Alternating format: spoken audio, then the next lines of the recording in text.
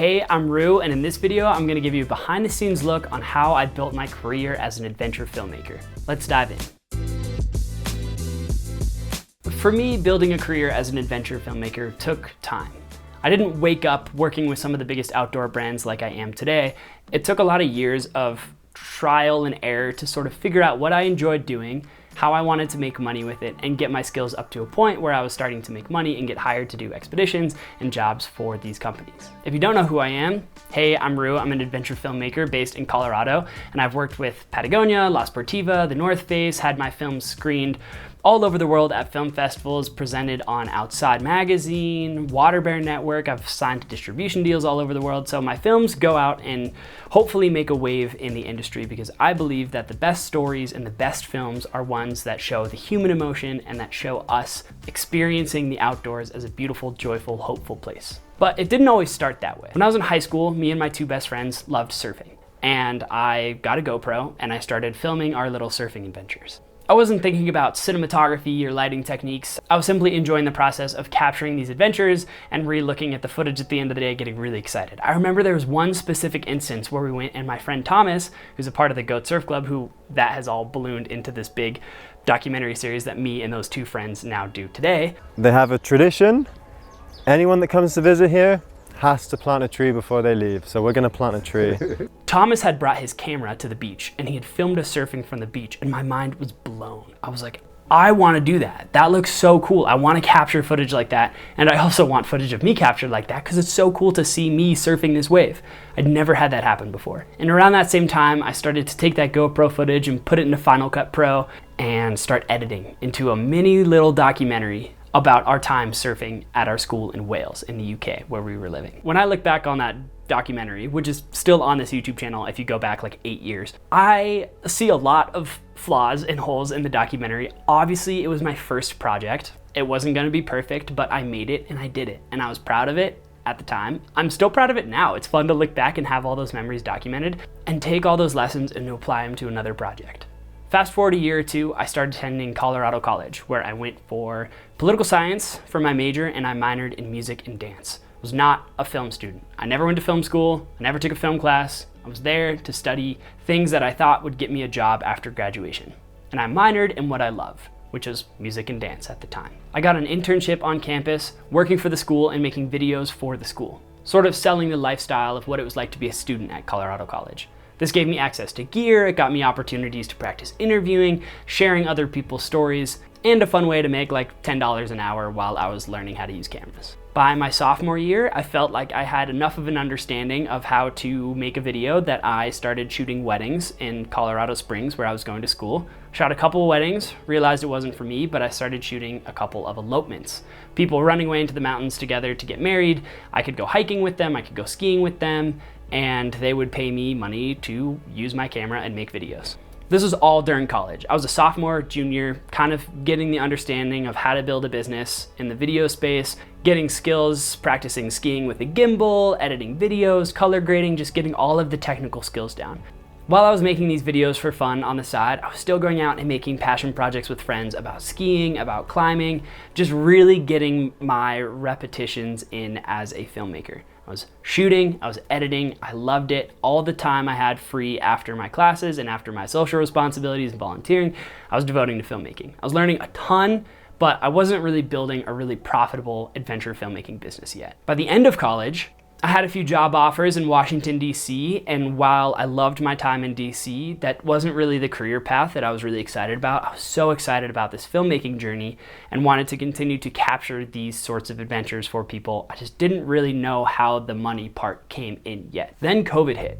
COVID was a really interesting time for me in the timing of my career, because I'd already gained a lot of technical skills, but I was still seen as a fresh out of college, recent graduate looking to enter the filmmaking industry. So whenever I went on sets, I was working as a production assistant. I wasn't getting hired to do high-end jobs, but I felt like I was able to do a lot of storytelling on my own, but that just took time to build up. So I made a few passion projects, which went on to film festivals. I started pitching clients, and there was a huge turning point for me when the Goat Surf Club Those two dudes from high school, we reunited in Morocco. The border shut down. We made a little documentary series about it, and Outside Magazine picked it up. This was a turning point, but it wasn't a drastic shift for me. I wasn't like suddenly super famous and successful because my huge documentary series took off and suddenly I'm jet setting all around the world. That wasn't it by any means. It just started to give me confidence that my work could be seen as professional within the outdoor industry. I continued to reach out to outdoor brands during this time. I started partnering with outdoor athletes that were living local to where I was. I'm very fortunate to live in a hotspot for filmmaking here in Boulder, Colorado, where there's access to a lot of outdoor brands, a lot of athletes. But the more I got involved in the industry and the more I got involved in the community and the more my films presented at film festivals, the more things began to spiral. A few months after the Goat Surf Club in Morocco released, I did this series with my good friend and professional cyclist Ryan Petrie, who cycled across Colorado, mountain biking, road cycling, and was connecting with locals in the area to sort of learn about the culture of biking in that area while exploring the beautiful landscapes. I'm gonna be riding from Crested Butte back to Boulder, Colorado, my hometown, stopping in Aspen, Leadville, Vail, Breckenridge, Winter Park, and then back to Boulder. It was a really fun project, and that just kind of kicked off a series of projects that kind of hasn't stopped, collaborating with athletes, collaborating with brands, just storytelling in the outdoors. And in each one of my projects, I always think of how can I learn more and be a better filmmaker. When I created Best Week Ever, it was a 7-episode series, and I was like so jazzed that this was completed and I was so happy with the project. I was like, this is my best work. And when I look back on it now, like it was really fun. I think it's a fun series. I encourage you to watch it, but it's also maybe not up to the standard of my filmmaking and where it is now. Even when I look at films from 1 or 2 years ago, I start to see differences in my skill sets and I see that I'm continuing to develop even as time goes on. And as these brand and collaborations start to continue, the more work that I created in the outdoor industry, the more people saw it, the more connections I made, the more I was able to get hired for other projects, which built my portfolio. The more portfolio I had, the more I got reached out to, the more I built up my website, the more I got seen of as a legitimate director in this space. The more I presented at film festivals, the more it validated myself within the industry, knowing that, hey, my work is worthy of being screened. There was just this kind of compounding effect that happened over the years. For me, I didn't stop filmmaking when my projects were done. I kept making stories that I believed in, whether or not I was getting hired for them. And I feel like that made a huge difference in my career as an adventure filmmaker. If I only was doing the projects that I was getting hired for, I felt like I wasn't building my portfolio or showing my strength as much as possible. When I look back on my career so far, I actually think some of my most successful projects were projects that I did on my own. A film about a disabled ski bum that I did for a local nonprofit did really well at film festivals.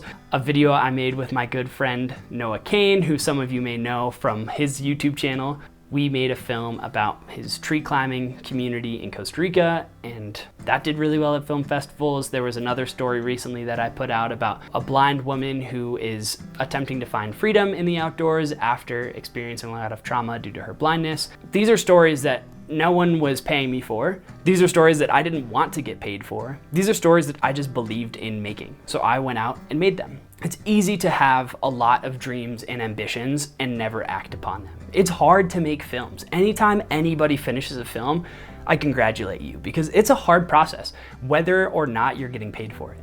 And I think the more repetitions I could put in, the stronger I could become, such that when a brand would come to me for a big campaign, I was ready. Even still, when companies hire me for something that I don't feel 100% confident in, I will go and take a day or two to film that exact discipline in the lead up to that before going out and executing that shoot with the brand.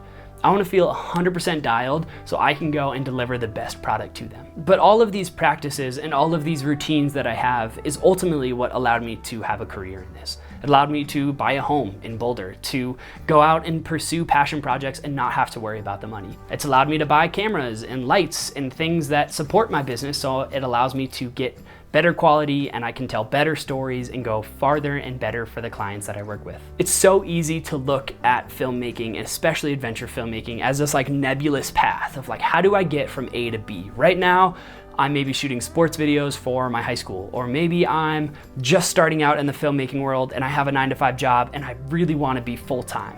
And here I am sitting as a full-time adventure filmmaker, having been in those places and having had those similar aspirations. And I think for me personally, the biggest reason that I was able to make that jump was just consistently putting in the work and consistently making stuff, whether or not I was getting paid for it. So if you have a friend who's an athlete, who's local, and you can go out together and film for a day or two, and you can edit it into a 2-minute YouTube video or a 5-minute YouTube video or a 30-second Instagram reel, getting the practice of filming and editing over and over and over again will give you the skills that you need to go eventually make a career in this. Because if you're making good work and you're passionate about what you do and you can connect with clients and provide them value, then I promise that eventually you'll start to see this incremental progress to your end goal. But it's also okay if your end goal is different. For me, my end goal was that I wanted to work in creative film for Patagonia by the time I was 30. And for me, that happened when I was 27.